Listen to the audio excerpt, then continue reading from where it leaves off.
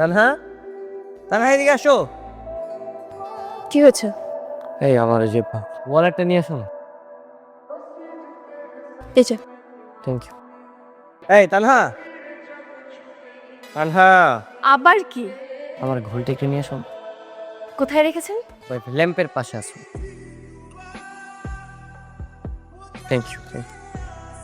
তানহা, তাড়াতাড়ি আসো এদিকে। কি সমস্যা? আমি রেডি হব না নাকি আজকে আমি অফিসে যাব না? এই গলা নামে কথা বলো। এটা তোমার অফিস না, এটা তোমার শ্বশুর বাড়ি। আর এখানে হচ্ছে আমি তোমার বস, তো আমি যা বলবো সেটা করতে হবে। বাসে খুব বাহাদুরি, তাই না? আজকে চলুন অফিসে, কিভাবে সাইজ করতে হয় আমারও জানা আছে। স্যার, আপনি এখন আসছেন? ম্যাডাম আপনাকে দুবার খুঁজলো। মাত্র 10 মিনিট লেট হয়েছে, তার মধ্যে দুবার খোঁজা শেষ। আচ্ছা তুমি ওনাকে বলো আমি আসতেছি। স্যার, আজকে ম্যাডামের যে মাথা গরম, আপনি অন্য কোথাও না যায় এখনই ম্যাডামের কাছে যান। সরি একটু লেট হয়ে গেল। কি ব্যাপার? আপনি বিনা অনুমতিতে আমার রুমে কেন প্রবেশ করেছেন? আপনার শিখেননি? সরি, আমি আবার প্রথম থেকে শুরু করতেছি। Coming ma'am. Yes, coming. আমি কি আপনাকে বসতে বলেছি? Sorry ma'am. বসুন। না না ইটস ওকে। আজকে অফিসে আসতে আপনি 10 মিনিট লেট করেছেন কেন? আসলে ম্যাম আসসালাম স্যার। ওয়ালাইকুম আসসালাম, মিস্টার মফিজ। কি সমস্যা? স্যার আমার নাম হাফিজ।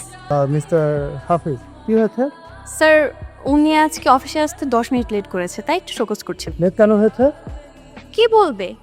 রান্না করেছি, বাজার করেছি, ব্যাচেলার মানুষ, তাই না? প্লিজ স্যার, আমার কসম করে বলতে স্যার হবে না স্যার। ঠিক আছে মিস্টার হ্যাঁ, এবারের মতো ওনাকে ক্ষমা করে দেন, কিন্তু কাজের প্রেশার 10 গুণ বাড়ায় দিবেন। সো মিস্টার হাফিজ, এখানে টোটাল 10টা ফাইল আছে। এই ফাইলের সকল হিসাব আপনি শিটে আপডেট করবেন। আর হ্যাঁ, নির্ভুলভাবে। আর দু একটা করলে হয় না, আসলে এতগুলো তো পারবো না। স্যার, আচ্ছা সরি সরি সরি, আমি সব করে দিচ্ছি শুনছে। সময় একদিন আমার আসবো, আর সেই দিন আপনার আমি বুঝাবো এই মফিজ কি জিনিস, ওরকম হাফিজ কি জিনিস। কি রে বাবা, তোর আসতে তো দেরি হলো যে? কোথায় ছিলি? কই আবার অফিসে? কিন্তু বৌমা তো সে কখন চলে আসছে। সেটা তোমার বৌমাকে জিজ্ঞেস করো না। আমাকে এক গাদা কাজ দিয়ে অফিসে বসিয়ে রেখে আসছে। কি বলিস? এই 11টা পর্যন্ত বৌমা তোকে কাজ করিয়েছে? বৌমা, থাক, ওকে আর ডাকতে হবে না, ওকে ডেকে কোনো লাভ নেই।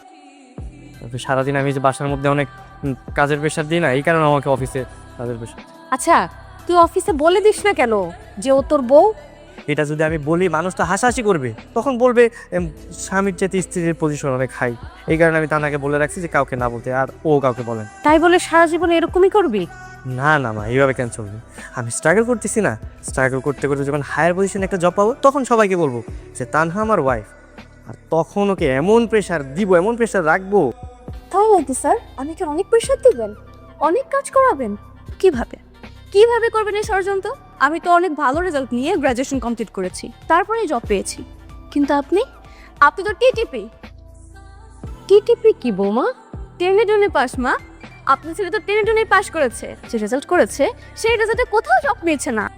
আমার রেফারেন্সে জব পেয়ে এখন আমাকে টেনে নিচে নামাতে যাচ্ছে। বোকারাম।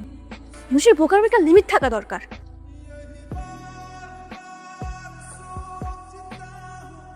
কি ব্যাপার স্যার, আপনি এখনো বাসায় যান? না না, আমার একটু কাজ আছে। আপনি দাঁড়াচ্ছেন কেন? আপনি পাশে চলে যান। না আমি চলে যাবো, যে আমি রিক্সার জন্য একটু দাঁড়িয়েছি, রিক্সা পেলেই চলে যাবো। আচ্ছা, আমিও অবশ্যই কারোর জন্য অপেক্ষা করছি। কার জন্য বস?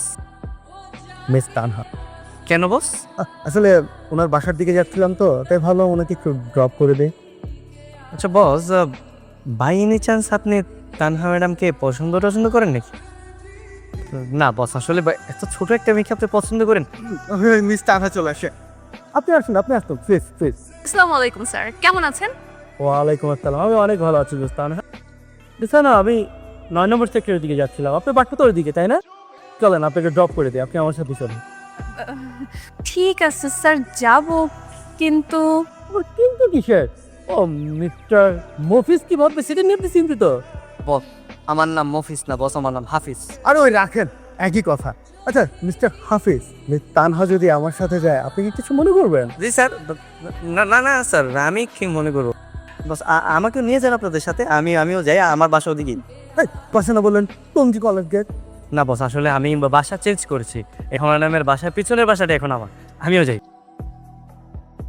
স্যার নামেন তো, নামেন নামেন। আরে আমি ওইদিকেই যাবো না, আমার আরেকটা কাজ আসছে, আমি ওখানে যাবো। আপনি নামেন তো, যান যান, আপনারা দুজন একসাথে রিক্সা দিয়ে যান যান। বস কিনে দেন, খুব বাড়াবাড়ি করতেছে, কবে যেন না নাক মুখ ফাটাই দেন। আগে অফিস চেঞ্জ করো, এই চাকরি চলে গেলে সংসার কিভাবে চলবে? এটাই যে একটা বড় সমস্যা।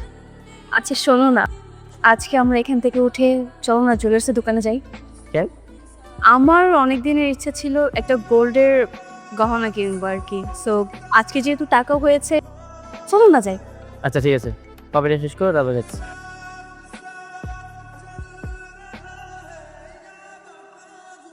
তোকে জন্ম দিয়েছি আমি, লালন পালন করে বড় করেছি আমি, কই কখনো তো আমাকে একটা সোনার আংটিও কিনে দিসনি, কই তুই পারতি না আমার জন্য একটা হার কিনতে? আচ্ছা আমার কথা না হয় বাদই দিলাম, তোর যে একটা ছোট বোন আছে, ওকে বিয়ে দেওয়ার সময় তো একটা সোনার গয়নাও দিতে পারিসনি। আজকে যদি তোর বাবা বেঁচে থাকতো তাহলে কত কিছু করে দিত, লাগবে না, পর তুই আর তোর বই পর। তোকে জন্ম দিয়েছি আমি, লালন পালন করে বড় করেছি আমি, ওই আমাকে তো কোনোদিন একটা স্বর্ণের কিছু কিনে দেসনি। আমার কথা বাদই দিলাম, তোর একটা ছোট বোন আছে, ওর বিয়ের সময় তো স্বর্ণের কোনো জিনিসপত্র দিতে পারিসনি।